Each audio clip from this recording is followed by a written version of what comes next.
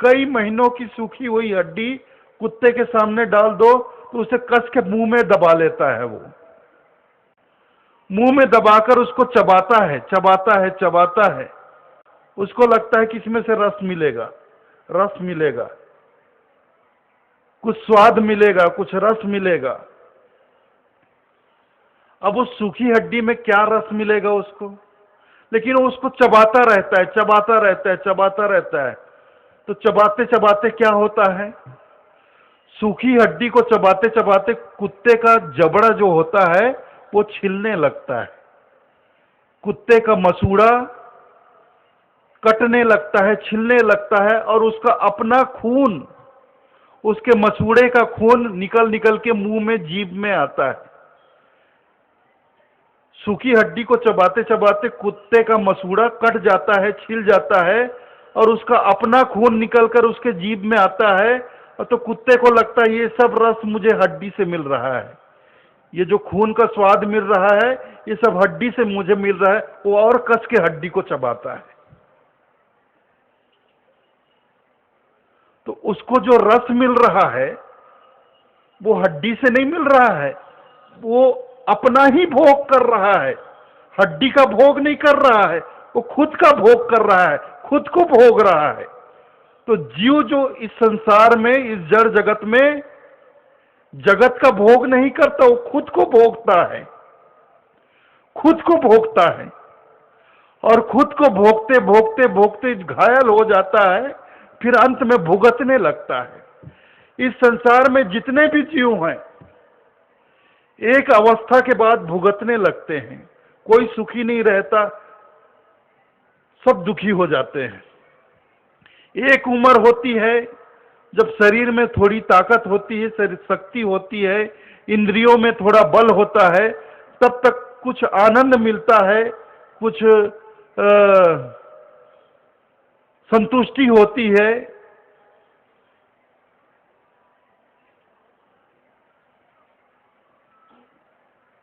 लेकिन एक अवस्था निकल जाने के बाद जब शरीर जर्जर होने लगता है, इंद्रियां शिथिल पड़ने लगती है, इंद्रियां कमजोर पड़ने लगती है, अपना ही भोग करते करते जब शरीर घायल हो जाता है, तब हर प्राणी इस संसार में दुखी हो जाता है।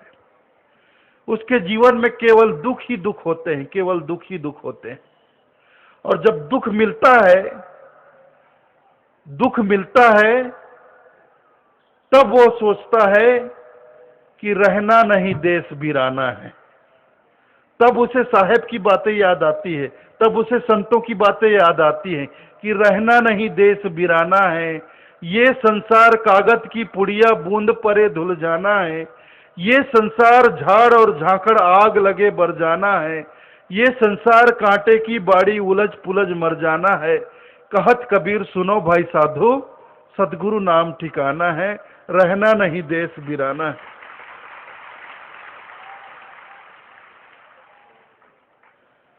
और वैसे भी साहब ने कहा है, तन धर सुखिया कोई न देखा, तन धर सुखिया कोई न देखा, जगत में जो देखा सो दुखिया। इस संसार में शरीर धारण करने वाला कभी सुखी नहीं रहता है।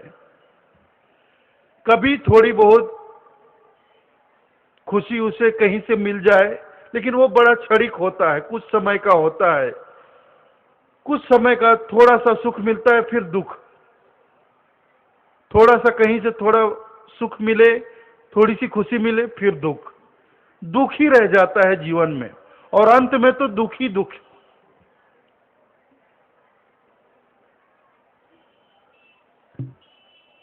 तो संसार को भोगते भोगते यह जीव खूब भुगतने लगता है, भुगतने लगता है। तब उसे लगता है कि मुझे यहां से वापस अपने लोक चलना चाहिए, मुझे यहां से निकलना चाहिए। यह संसार अपना नहीं है, यह वीराना है, यहां कोई आनंद नहीं है, यहां कोई रस नहीं है, यहां कोई सौंदर्य नहीं है।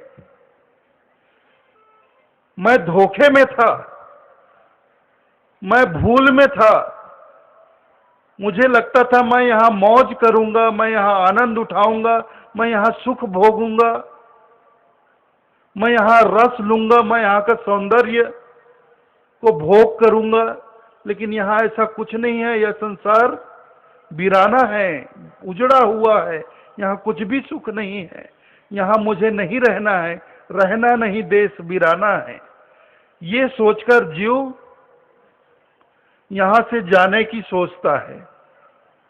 जाने की सोचता है तो उसे लगता है मैं तो बंधा हुआ। बंधा हुआ नहीं है, बांधा हुआ है। वही बात, संसार ने उसको नहीं पकड़ा हुआ है, उसने ही संसार बटोर लिया है और उसको कस के पकड़ा हुआ है। लेकिन उसे लग रहा है कि संसार ने उसको पकड़ा हुआ है। तो जब जाने का समय आता है, जाने की सुध आती है, तो उसे लगता है मैं तो बहुत भांति से बंधा हुआ हूं, बहुत तरह से बंधा हुआ हूं, अनेक बंधनों में बंधा हुआ हूं। तो वह भूला हुआ जीव कहता है, अनेक बंधन में बांधिया एक बिचारा जीव, अपने बल छूटे नहीं, तुम ही छुड़ाओ पियो। तो जब जीव इस तरह से गुहार करता है, पुकार करता है, तो साहब उसे समझाते हैं, सदगुरु उसे लखाते हैं कि तू भूल गया है, अपने आप को भूल गया है, अपनी परिस्थिति को भूल गया है, अपनी दशा को भूल गया है। तू कौन है, तू क्या है, तू कैसा है, तू खुद को भूल गया है। तू अपनी दशा को याद तो कर कि तू कौन है, तू कहां से आया है, तू कैसा है, तू खुद को याद तो कर। तो इस बात को साहब कहते हैं, आपन पाओ आप ही पिसरो। अपनी दशा को खुद ही पिसार दिया है। आपन पाओ आप ही पिसरो, अपनी दशा को आप ही पिसार के बैठे हुए हो। जीव से साहब कहते हैं कि तुम खुद को भूले बैठे हुए हो। जैसे सोनाहा कांच मंदिर में भरमद भूख मारो। एक राजा ने कांच का महल बनाया। कांच का महल बनवाया, उसमें एक बड़ा मंदिर बनवाया और पूरा मंदिर शीशा जड़वा दिया।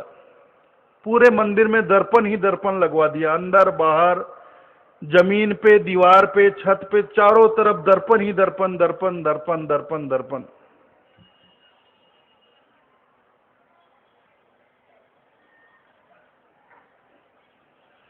शाम का समय था, मंदिर बंद होने का समय था। पता नहीं एक कुत्ता कहीं से घूमता हुआ आया, मंदिर में घुस गया। द्वारपाल थे, उनकी नजर नहीं पड़ी, वो लोग देख नहीं पाए। कुत्ता मंदिर में अंदर चला गया। द्वारपाल ने शाम हुई तो उसने दरवाजा बंद कर दिया। अब मंदिर के अंदर दीपक जल रहे थे, दिए जल रहे थे, दीपक जल रहा था।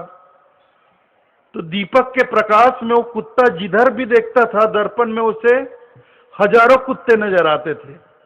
इधर भी दर्पण, पीछे भी दर्पण, दाएं तरफ दर्पण, बाएं तरफ दर्पण, ऊपर दर्पण, नीचे दर्पण।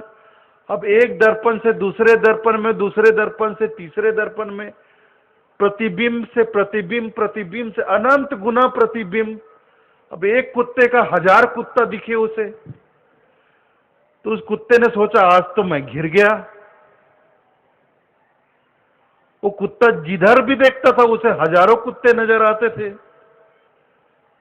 तो उसने सोचा आज तो मैं बुरी तरह फंस गया, गलत मोहल्ले में आ गया लगता है, आज बुरी तरह फंस गया। खैर अब मरना ही है तो कायर की मौत क्यों मरूं, लड़कर मरूं। ये कुत्तों की विशेषता होती है, जब कुत्ते घिर जाते हैं ना, कितना भी मरियल कुत्ता हो पलटकर वार करता जरूर है, काटने को दौड़ता जरूर है, कितना भी मरियल कुत्ता हो। तो उसने भी सोचा जब मरना ही है तो कायर की मौत क्यों मरूं, लड़कर मरूं। ये सोचकर दौड़ दौड़ कर भूख भूख कर वो दीवार पे कांच पे वार करने लग गया। किससे लड़ रहा है वो? वहां कोई दूसरा कुत्ता हो तब तो उससे लड़ता, उसका अपना ही प्रतिबिंब है। वो किससे लड़ रहा है? किसी दूसरे से लड़ रहा है कि अपने आप से ही लड़ रहा है? चारों तरफ कांच ही कांच, दर्पण ही दर्पण लगा, उसका अपना ही प्रतिबिंब दिख रहा है, वो अपने आप से ही लड़ रहा है। भूख भूख कर वार कर रहा है, मुंह मार रहा है, पंजा मार रहा है। सुबह जब मंदिर का दरवाजा खोला तो कुत्ता लहूलुहान मरा पड़ा हुआ था। किसने मारा वो? जैसे सोनाहा कांच मंदिर में भरमत भूख मरो, वो भ्रम में मर गया। उसे कोई दूसरे कुत्ते ने मारा, कोई दूसरा कुत्ता वहां था ही नहीं, वो अकेला था वहां, भ्रम में मर गया वो। तो जीव भी भ्रम में पड़ा हुआ है कि मैं घिरा हुआ हूं, मैं इतने लोगों से घिरा हुआ, इतना मेरा परिवार है, इतने मेरे रिश्तेदार हैं, इतना मेरा समाज है, इतनी मेरी बिरादरी है। अरे ये सब अपना ही प्रतिबिंब है। जीव भी भ्रम में पड़ा हुआ है कि मैं इससे बंधा हूं, उससे बंधा हूं, उससे बंधा हूं, वो मेरा बेटा है, वो मेरी बेटी है, वो मेरी बहन है, वो मेरा भाई है, वो मेरी माँ है, वो मेरा बाप है, वो मेरी पत्नी है, वो मेरे बच्चे हैं।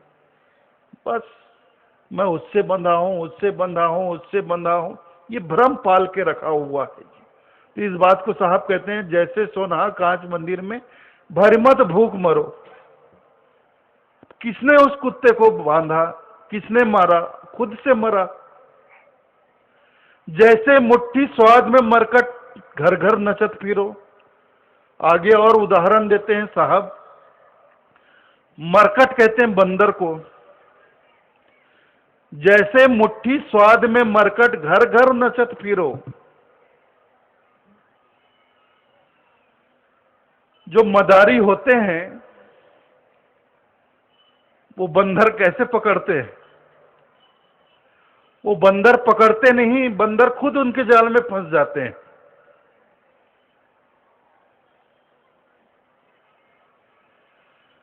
बंदर लालच में खुद उनके जाल में फंस जाते हैं। मदारी क्या करते हैं? लकड़ी का एक बक्सा बनाते हैं, पेटी बनाते हैं, लकड़ी की पेटी, लेकिन हल्का फुल्का नहीं बना, थोड़ा वजनी बनाते हैं, वजनदार बनाते हैं। इतना वजनदार होता है जिसे बंदर उठा नहीं सकते, इतना वजनदार होता है वो बक्सा। बंदरों को चना बड़ा प्रिय है, बंदर चना खूब खाते हैं। तो मदारी जब बंदर पकड़ने जाते हैं तो लकड़ी का एक बक्सा लेकर जाते हैं और खूब सारा चना लेकर जाते हैं। जंगल में जाते हैं जहां बंदर रहते हैं, वृक्ष पे बंदर। तो जिस वृक्ष के ऊपर बंदर रहते हैं वहां वृक्ष के नीचे थोड़ा चना बिखरा देते हैं और उस चने को रास्ते में थोड़ा सा बिखराते हुए लाकर थोड़ी दूर पे उस बक्से को रख देते हैं और बक्से के अंदर खूब सारा चना भर देते हैं। खूब सारा चना डालकर बक्से को बंद कर देते हैं और बक्से में एक छोटा सा छेद बना देते हैं। बक्से में, लकड़ी के बक्से में एक छोटा सा छेद बना देते हैं। सिर्फ इतना बड़ा छेद बनाते हैं कि बंदर का खाली हाथ उसके अंदर चला जाए, बस इतना बड़ा छेद बना देते हैं और उस बक्से में चना भर के रख देते हैं और मदारी छुपकर बैठ जाते हैं। अब बंदर उछल कूद करते हुए फिर जब नीचे उतरते हैं तो नीचे, पेड़ के नीचे उन्हें खाने को चने मिलते हैं। तो पेड़ के नीचे बिखरे हुए सारे चने खा लेते हैं। फिर रास्ते में जो चने बिखरे होते उसे खाते हुए आगे बढ़ते हैं। आगे बढ़ते बढ़ते बक्से के पास पहुंच जाते हैं। बक्से के पास जितने चने होते हैं खा लेते हैं। जब सारे चने खत्म हो जाते हैं तो इधर से उधर उछलकर बक्से को देखते हैं। बंदर भी बड़ा जिज्ञासु स्वभाव का होता है, उसको चैन नहीं पड़ता। वो बक्से के इधर से उधर उछलेंगे, कूदेंगे, झांक कर देखें, जो छेद रहता है उसमें से झांक कर देखते हैं।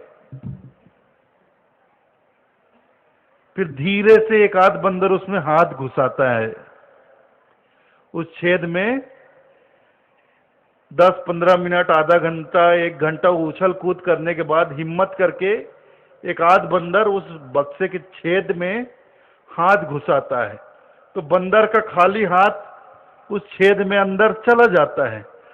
हाथ अंदर डालकर टटोलता है तो अंदर उसे चना मिल जाता है, और जैसे ही चना मिलता है तो उसे मुट्ठी भर के कस के पकड़ता है, और जैसे ही मुट्ठी भर के चना पकड़ता है उसके बाद उसकी मुट्ठी उस छेद में फंस जाती है।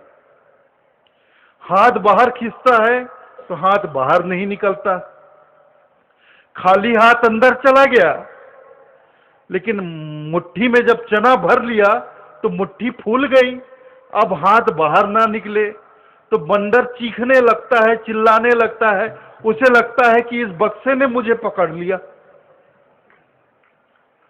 उस बंदर को लगता है कि इस बक्से के अंदर कोई है जिसने मेरा हाथ पकड़ लिया, अब मेरा हाथ बाहर नहीं निकल रहा है। वो चीखने लगता है, चिल्लाने लगता है, बाकी सब बंदर भाग जाते हैं। वो वहीं बक्से में हाथ डाले चीखता चिल्लाता रहता है। मदारी आते हैं, उसके गले में रस्सी बांधते हैं, उसे पकड़ कर ले जाते हैं और फिर घर घर में उसे नचाते फिरते हैं।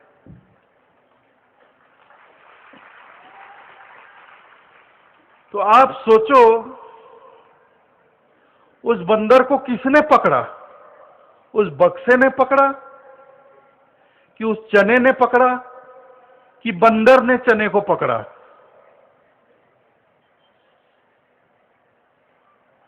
बंदर को किसने बांधा? बंदर को उसके लोभ ने बांधा।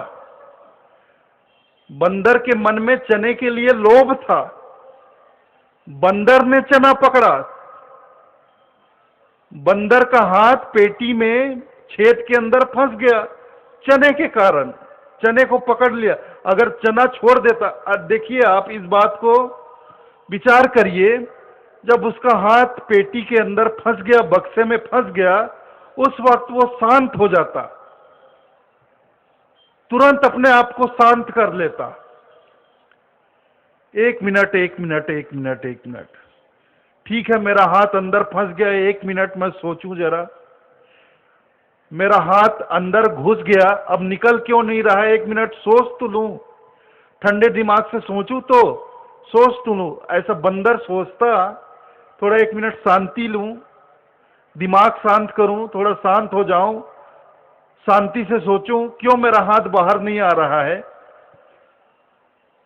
तो अपने आप को शांत करता, थोड़ा सा सोचता, विचार करता, तो जान जाता कि मैंने अपना खाली हाथ अंदर डाला, चला गया। हाथ अंदर डालने के बाद मैंने चना पकड़ा, मुट्ठी बंध गई। अभी मेरी मुट्ठी बंध गई तो छेद से मुट्ठी बाहर नहीं आ रही है, मतलब मैं चना छोड़ दूं तो मेरा हाथ फिर बाहर आ जाए। अगर वो बंदर चना छोड़ के हाथ बाहर निकलता तो उसका हाथ बाहर निकल जाता, वो फिर अपने पेड़ पे चला जाता। लेकिन इतना वो सोचता नहीं है, इतना सोचता नहीं, इतना विवेक नहीं करता। इसको कहते हैं विवेक करना, इसी को कहते हैं विवेक करना। उसके पास विवेक नहीं, विवेक मनुष्य के पास ही है। पशु पक्षी के पास विवेक करने की क्षमता नहीं है, विवेक करने की क्षमता मनुष्य के पास है, लेकिन फिर भी मनुष्य विवेक नहीं करता। जैसे वो बंदर चीख चिल्ला रहा है, वैसे हम लोग भी चीखते चिल्लाते हैं कि मैं अनेक बंधन में बांध दिया एक बेचारा जीव, अपने बल छूटे नहीं तुम ही छुड़ाओ पीऊ। मुझे संसार ने बांध लिया, मैं संसार में बंधा हूं, मुझे बांध दिया है संसार ने, मुझे माया ने बांध दिया है, मुझे छुड़ाओ, मुझे छुड़ाओ, मुझे छुड़ाओ। अरे बंदर शांत नहीं हो सका तो नहीं हो सका, मनुष्य तो शांत हो, शांति से बैठे, सोचे, विचार करे कि कैसे मैं बंधा हूं, किसमें बंधा हूं, किसने मुझे बांधा है, मुझे बांधा है कि मैंने ही बांधा है, संसार ने मुझे बांधा है कि मैंने संसार को बांधा है। इन सब बातों पे विचार तो करे, शांति से बैठकर सोचे तो सोचता ही नहीं। जैसे बंदर चीख चिल्ला रहा है वैसे हम भी चीख चिल्ला रहे हैं। आगे और साहब उदाहरण देते हैं, कहें कबीर ललनी के सोना तो ही कौन पकड़ो, आपन पाओ आप ही बिसरो। कहें कबीर ललनी के सोना तो ही कौन पकड़ो। बहेलिया होते हैं जो पक्षी पकड़ते हैं, चिड़िया पकड़ते हैं, तोते पकड़ते हैं। बहेलिया लोग तोते पकड़ने के लिए जाते हैं जंगल में, तो पतली सी रस्सी लेकर जाते हैं, मजबूत पतली रस्सी होती है, और पुंगी लेकर जाते हैं, छोटी छोटी पुंगी, जैसे धागा लपेटने की पुंगी नहीं होती है, जो बीच से पोली होती है, खोखली होती है। जैसे बांसुरी, बांसुरी आप देखें तो बांस की होती है, लकड़ी की होती है, लेकिन बीच से पूरी खोखली होती है। ऐसी पुंगी लेकर जाते हैं और मजबूत रस्सी लेकर जाते हैं। और जंगल में जहां खूब सारे तोते होते हैं, जिस वृक्ष पर तोते बैठते हैं, तो एक वृक्ष से दूसरे वृक्ष पे खूब तान कर, खींच कर उस रस्सी को बांध देते हैं और रस्सी के बीच में वो पुंगी डाल देते हैं और रस्सी को खूब तान कर बांधते हैं, खींच कर बांधते हैं। जब शाम को खूब सारे तोते लौट कर आते हैं, वृक्ष में आते हैं, तो पक्षियों का स्वभाव होता है, जब शाम को दाना चुगकर, दिन भर दाना चुगने के बाद अपने वृक्ष पर लौटते हैं, तो थोड़ी देर तक खूब आवाज निकालते हैं, इधर से उधर उछलते हैं, कूदते हैं, एक डाल से दूसरे डाल, दूसरे से तीसरे डाल, इस डाल से उस डाल, इधर से उधर उछलना फुदकना करने लगते हैं। तो जब शाम को तोते आते हैं वृक्ष पे, तो वृक्ष पे फुदकना शुरू करते हैं, एक डाल से दूसरे डाल, दूसरे से तीसरे डाल। तो उसी पेड़ पर बहेलिया रस्सी बहुत तान कर, खींच कर बांधे रहते हैं और पुंगी बीच में डाल दिए रहते हैं। तोते को लगता है ये भी कोई बैठने की जगह है, तोते को लगता है ये भी कोई बैठने की जगह है, और कई तोते उस पुंगी पे बैठ जाते हैं। जैसे ही तोते पुंगी पे बैठते हैं, पंजे से पकड़ते हैं, उनके तोते के वजन से पुंगी घूम जाती है। जैसी पुंगी घूमती है, तोता उल्टा लटक जाते हैं। रस्सी पे तोते बैठते हैं तो तोते के वजन से पुंगी घूम जाती है और तोता उल्टा लटक जाते हैं। और जैसी तोते उल्टे लटकते हैं, वो और जोर से पुंगी को पकड़ता है और जोर जोर से चिल्लाने लगता है, तोता फड़फड़ाने लगता है। उसे लगता है कि मैं गलत जगह बैठ गया, अगर मैंने इसे छोड़ा तो मैं गिर के मर जाऊंगा। वो जिस पुंगी को पकड़कर उल्टा लटक जाता है, उस पुंगी को और जोर से पकड़ता है। उसे लगता है कि मैं गलत जगह आज बैठ गया, अगर मैंने इसे छोड़ा तो नीचे गिरकर मर जाऊंगा। वो इतना विचार नहीं कर सकता है, इतना विवेक नहीं कर सकता है कि मेरे पंख सही सलामत हैं, मैं उड़ने वाला प्राणी हूं, मेरे पंख सही सलामत है, मैं इस रस्सी को छोड़ूं और उड़कर फिर वृक्ष पे बैठ जाऊं या आसमान पे चला जाऊं, इतना नहीं सोचता है वो चिल पों करता है, चीखता है, चिल्लाता है और जोर से पुंगी को पकड़ लिया रहता है, छोड़ता ही नहीं। उसके मन में डर समा जाता है, डर बैठ जाता है कि मैं इसे छोड़ा तो नीचे गिरकर मर जाऊंगा। बहेलिया जो होते हैं बड़े आराम से वृक्ष पे जाते हैं और जितने तोते पुंगी पे बैठे होते हैं सबको एक एक करके पकड़ के पिंजरे पे डाल देते हैं, कैद कर लेते हैं। तो देखिए, उस तोते की तरह ये जीव भी इस संसार को पकड़ लिया, और जिसने जितना भी संसार पकड़ा उसको पकड़ने के बाद इतना घबरा गया है ये जीव कि ये छूटा कि मैं मरा।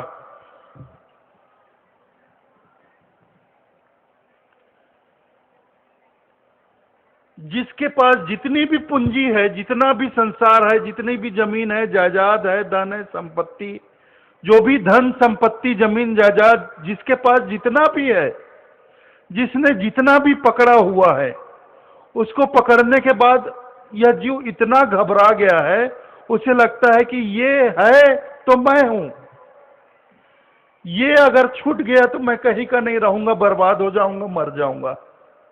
सबको ऐसे ही लगता है। उस तोते ने 1 मिनट के लिए नहीं सोचा कि मैं थोड़ा शांत तो हो जाऊं, थोड़ा डरना घबराना तो छोड़ दूं।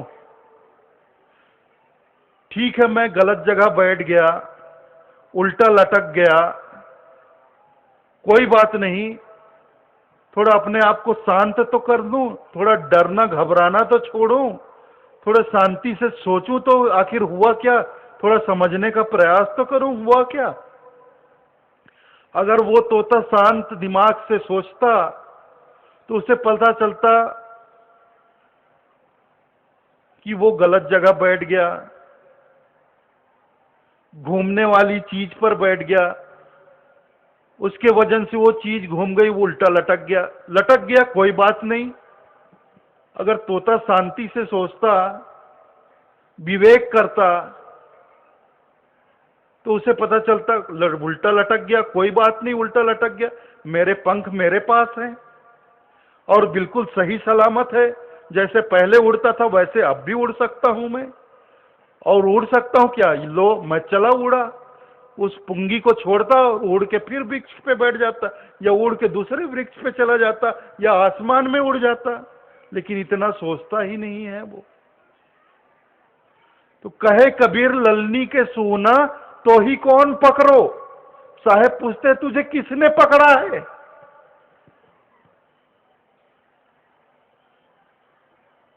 हम कहते हैं हमारा बंधन छुड़ाओ, बंधन छुड़ाओ, बंधन छुड़ाओ, साहब कहते हैं तुझे पकड़ा किसने है कि तेरा कोई बंधन छुड़ाएगा, पकड़ा तो तूने ही है, छोड़ दे और चला जा।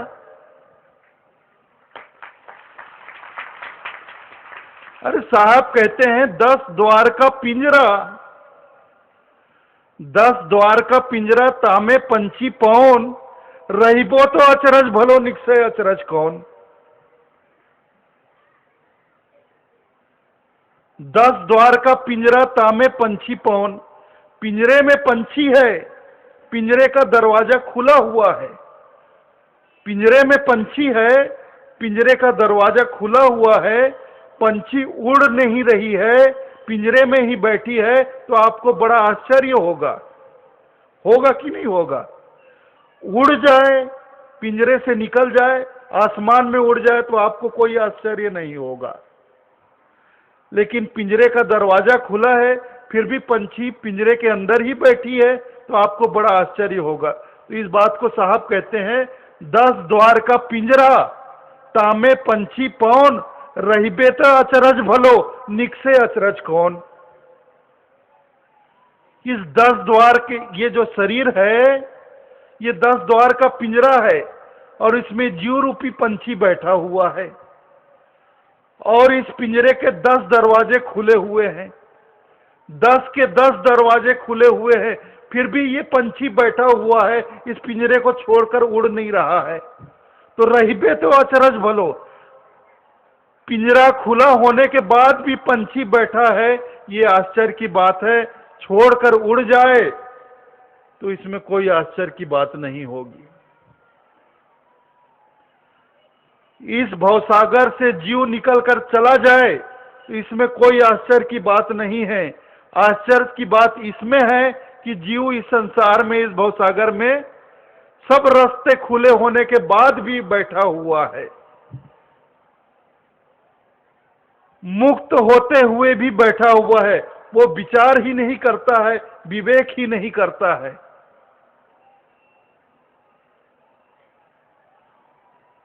वो सदा मुक्त था। जो जीव है वो सदा मुक्त था, मुक्त है और मुक्त ही रहेगा, उसे कोई बांध नहीं सकता है। जीव जो है सदा मुक्त था, मुक्त है, मुक्त ही रहेगा। इस बात को साहब कहते हैं, आदि हता सो अब हता, फेर फार कछु नाही, फेर पड़ा है बूझ में ताते सूझत नाही। आदि हता, जैसे पहले मुक्त थे वैसे आज भी मुक्त हो। आदि हता सो अब हता, जैसे पहले मुक्त थे वैसे आज भी मुक्त हो। आदि हता सो अब हता, फेर फार कछु नाही, कोई फेर फार नहीं हुआ है, कोई फर्क नहीं हुआ है।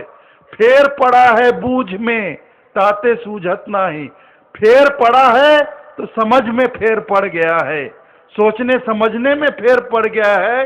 इसलिए ये बात सूझती नहीं है, ये बात समझ में नहीं आती है कि संसार ने हमें नहीं बांधा है, हमने ही संसार को पकड़ कर रखा हुआ है। अगर हमें इस संसार से, इस भवसागर से बाहर निकलना है तो संसार को छोड़ दें और निकल चलें।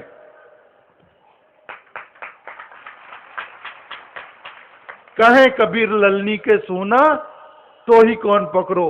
तो ये सत्संग बहुत पहले, वर्षों पहले मैंने परम पूज्य गुरुदेव के श्री मुख से सुना था, और वही सत्संग आज मेरी स्मृति में वही बातें आई। तो मैं, गुरुदयाल साहब का आदेश हो गया तो गुरुदेव के वही वचन मैंने आपको भी सुना दिए। तो मुझे भी बड़ा आनंद आया। आप लोगों ने मेरी बातें बहुत ध्यानपूर्वक सुनी। मैं आप सभी लोगों का हृदय से आभारी हूँ। इतना ही कहकर आज्ञा चाहता हूँ। साहेब बंदगी साहेब।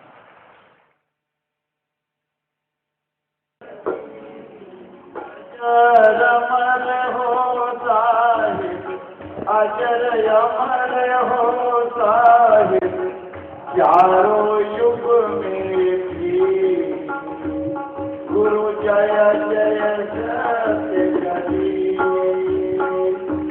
जय जय सत्य कबीर, गुरु जय जय सत्य कबीर।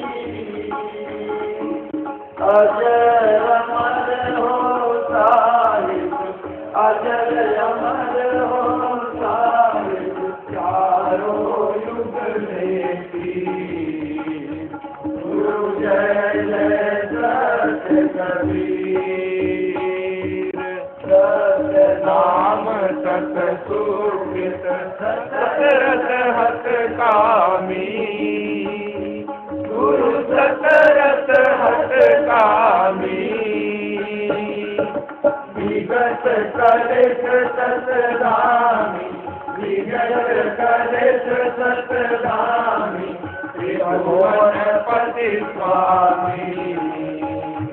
गुरु जय जय सत्य कबीर, जयति जयति कबीरम, नासक भवतीरम, गुरुनासक भवतीरम।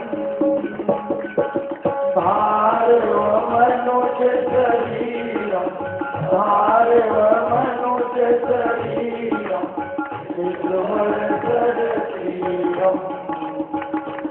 गुरु जय जय सत्य कबीर।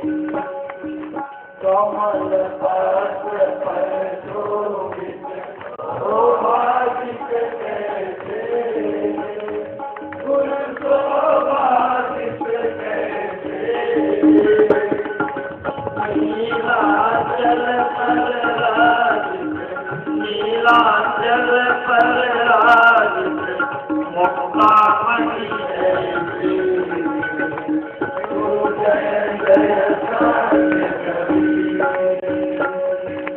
परम मनोहर रूपम प्रमुदित सुख राखी गुरु प्रमुदित सुख राखी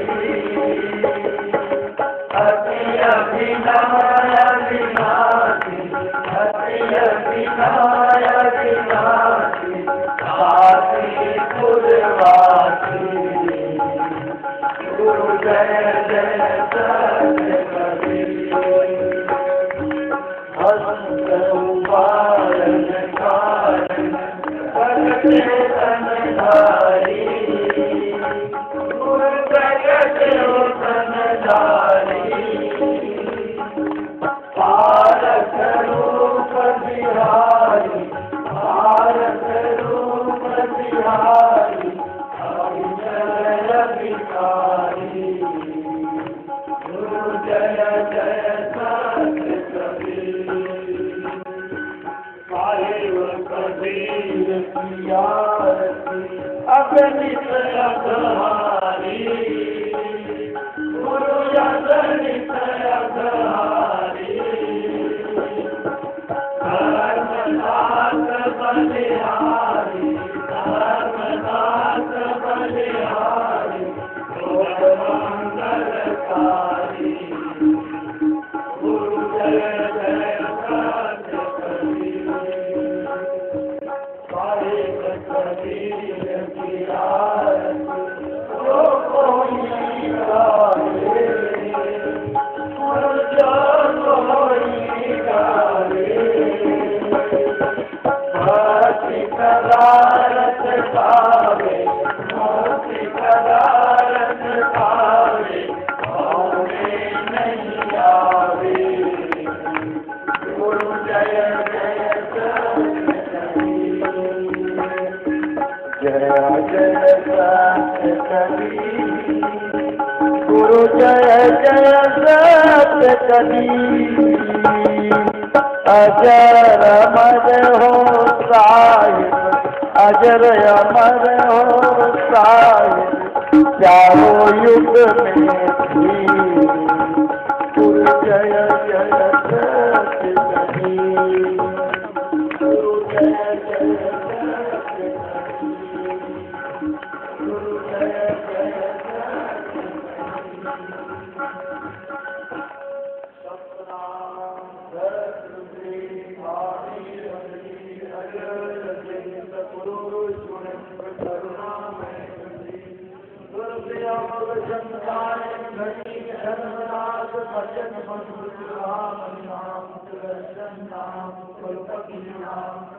प्रमोद गुरुवाला पीर नाम केवल नाम अमोल नाम दुर्विषण ही नाम भक्त नाम बाल नाम प्रगट नाम धीरज नाम पुत्र नाम दया नाम पंत श्री कृष्ण मुनि नाम साहेब पंत श्री हुजूर प्रकाश नाम साहेब पंत श्री हुजूर विष्णु नाम साहेब चार गुरु वंश जाति की चरण कमलों में साहेब बंदगी ज्ञानी को ध्यानी को कुपन को प्रकट को सर्व संतों महात्माओं को साहेब बंदगी अपने अपने गुरु माता पिता के चरणों में साहेब बंदगी सकल हंस को साहेब बंदगी